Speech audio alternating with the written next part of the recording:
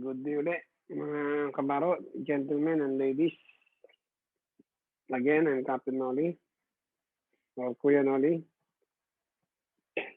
Balik po tayo sa ating fact session. Series 2.9 na po tayo. Ang topic po natin ngayon is about basic Excel programming. Yung paggamit ng large function arguments. Okay? Kung paano po siya ginagamit. I wish, gentlemen and ladies, makatulong po ito sa inyo sa paggawa ninyo ng basic Excel program, which is napakadali naman po talaga. Okay? Sundin nyo lang po step by step yung mga nauna kong session. Although medyo amateur yung pagka-record ko, and wala naman ako mga makinarya pa para sa ganito. Ang sa akin lang is mag-share ng knowledge, especially do sa mga eager matuto. Okay? And I wish makatulong po. Okay? So, let's proceed po tayo. Share ko lang yung aking screen. Okay? And for your information po ulit, wala po akong slides or PowerPoint. So, direct na po tayo dito sa aking Excel program na na ipe-present ko sa inyo. Ito. Okay. So, let's proceed. And let's see natin kung make sure kung nakashare ang ating ano. Okay, nakashare po. Okay. So, ito yung mga previous ko na tinuro. Sum if yung pinakahuli 2.8. Now is 2.9. Itong large and small. So, halos pares lang siya ng function.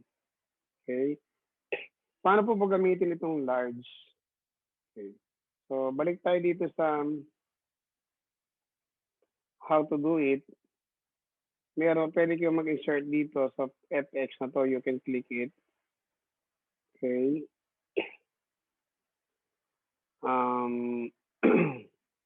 Or, pwede naman kayong pumunta dun sa formulas tab.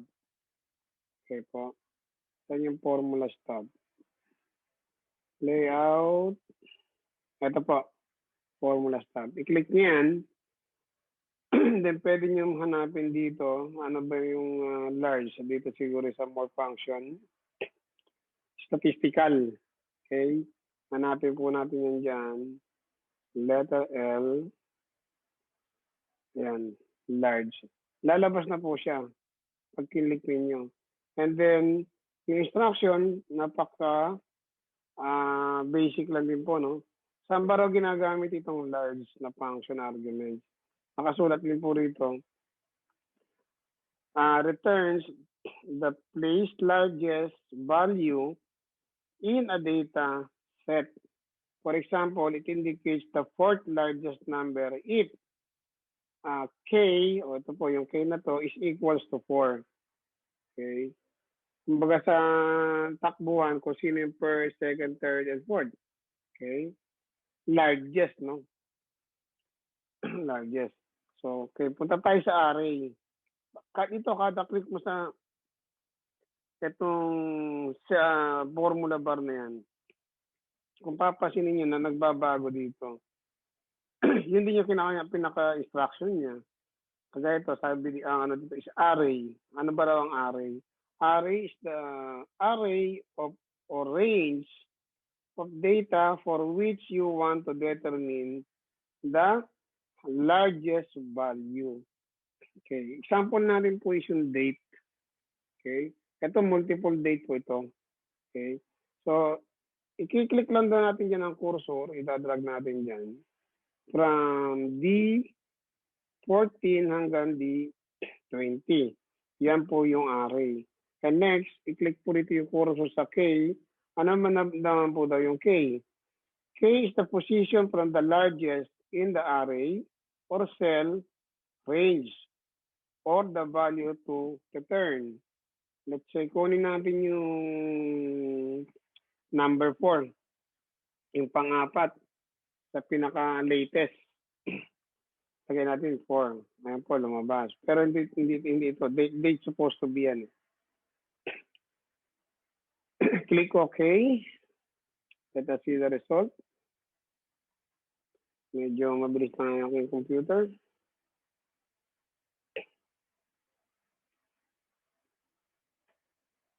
Okay, i-convert natin siya sa date. Make sure naka-date format siya. Yan, date format. Okay, stop natin. Okay, January 29, yung pang-apat po raw. Yung number 1, pag ginawa natin itong 1, ito, gawin natin siyang 1. Anong number 1 dito? February 21. Let us see. Ayan po. Number 1. Okay. Ngayon naman, pwede rin natin itong palitan. Itong 1 na to, palitan na lang natin ng number kagaya dito. Yung pinaka another reference din natin. Pwede natin gawing reference. Nakasama sa format natin. O doon sa forms. Kasama doon. Check natin. Pang number 3. Ayan. February 8. Yung pang number 3. O pang third latest date. Ito po yung example ko lang, no? Na format. Okay. So, kung gusto niyo copy, pwede niyo screenshot yan, then try to apply. Okay po. Ganyan po ang paggamit ng large. So, sa date siya, o pwede rin sa mga numbers. Basta numbers lang, or date, so pwede. So, saan ko po to useful na ginagamit? Ginagamit ko po to sa aking port document. Saan po? Sa ports of call. Saan yung ports of call natin? Let us see. Yan, 10 ports of call. Yan po.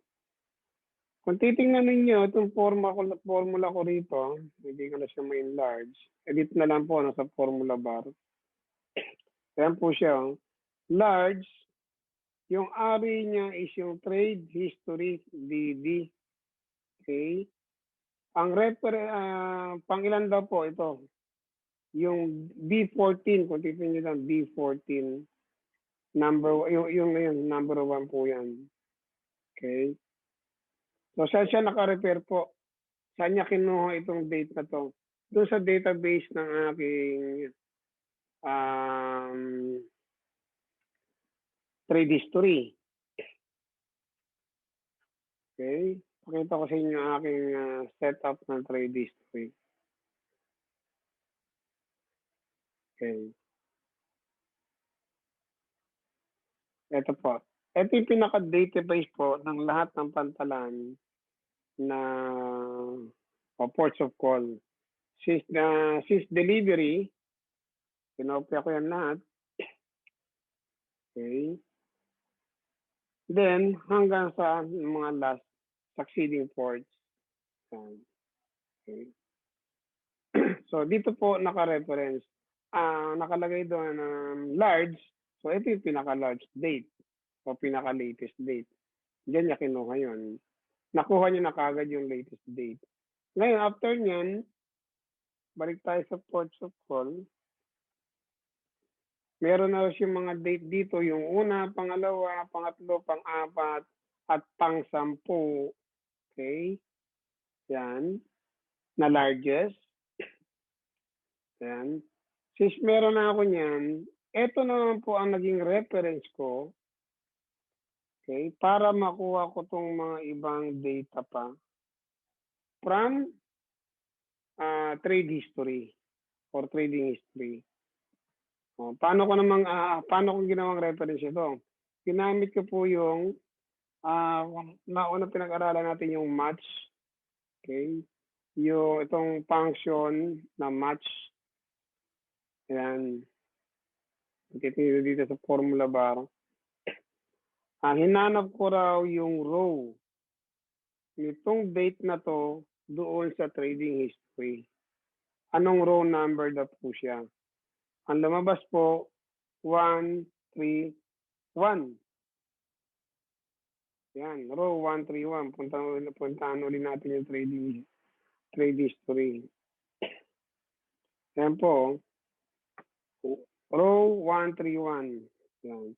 So lahat ng data rito sa row 131, kukunin ko yan para mag-reflect siya doon sa forms na last 10 ports of call. Ito po. Gamit naman yung function na ano po, index. Kung titignan nyo, index. Ayan. Okay. Index. Ibig sabihin index, kukunin niya po yung row, yung data, yung value sa row 131 sa column. Kung titignan niyo po ito sa column C. Nasaan po ba ang ports of call? Nasa column C. Okay? Balikan po ulit natin yan.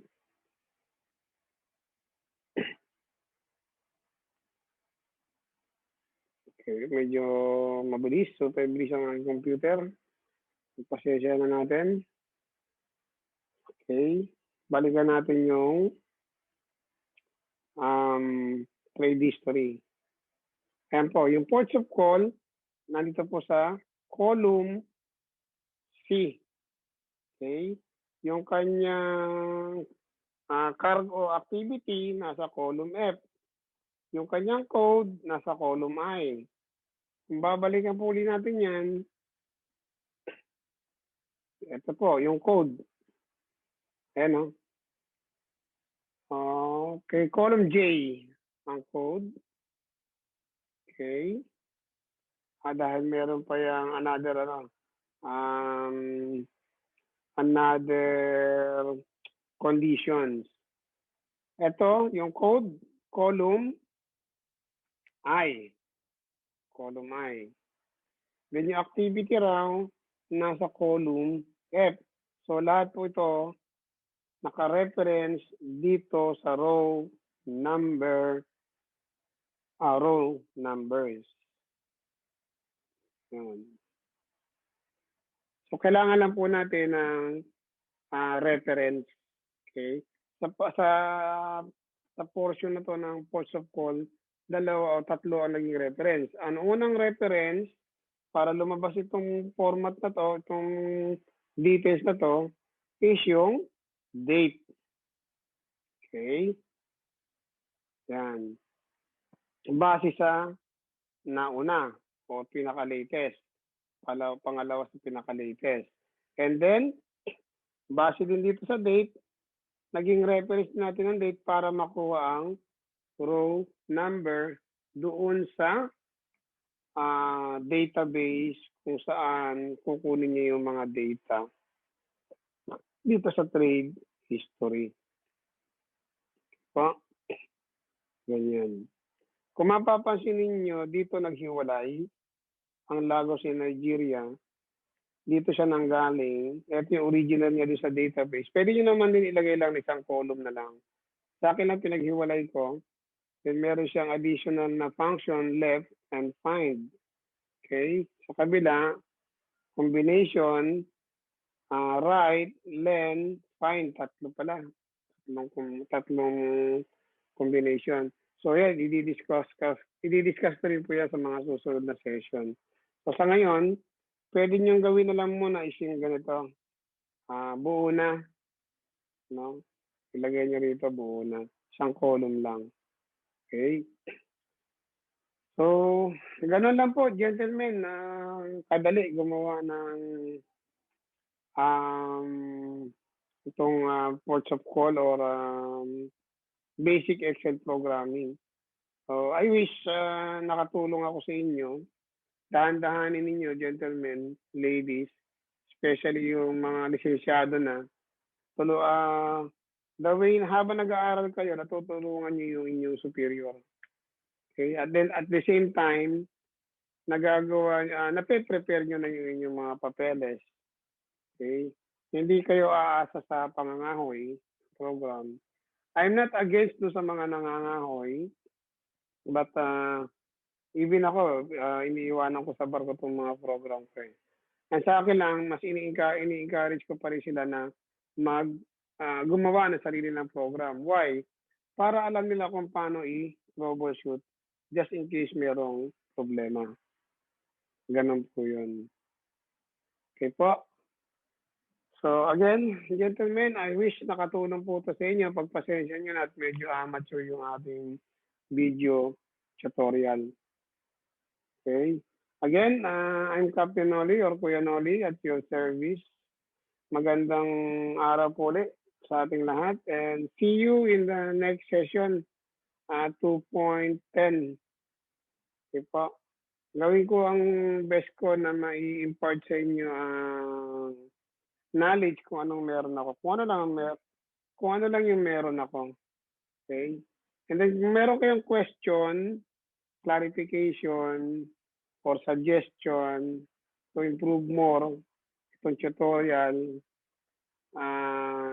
pwede kayo mag-message, mag-comment, okay, sa Facebook page or group, doon ko ina-upload ito or doon sa YouTube. Okay po. Again, thank you and good day. God bless and may your dreams comes true. Thank you.